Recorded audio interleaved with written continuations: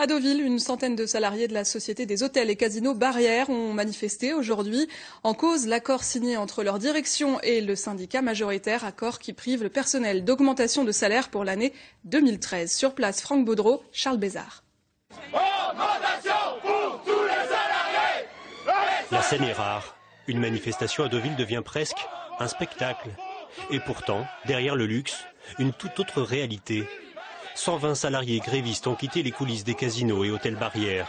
Une grève en plein rush.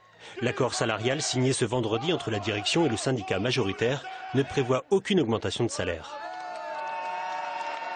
C'est inacceptable, sachant qu'il y a 40% de la population de la SHL qui gagne 1 000 €. Le métier d'hôtellerie fait plus rêver.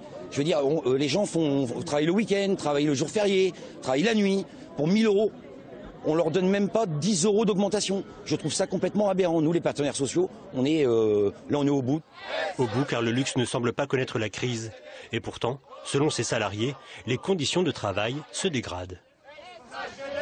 Quand j'ai commencé il y a 42 ans, on était 14 dans mon service. Aujourd'hui, on n'est que 3 et demi, 4 pour faire 3 postes de travail. C'est plus possible. Derrière ces façades, la précarité est-elle cachée?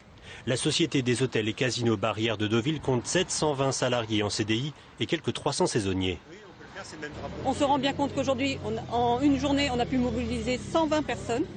Nous disons à la direction, recevez-nous parce que le prochain mouvement sera reconductible et sera pour la Pentecôte. Nous l'avertissons. La direction n'a pas souhaité s'exprimer face à notre caméra, mais elle rappelle que l'accord signé prévoit une prime de 170 à 280 € pour chaque salarié en fonction des résultats de l'entreprise. Généreuse, car elle précise également que ses activités sont en baisse dans un contexte économique préoccupant.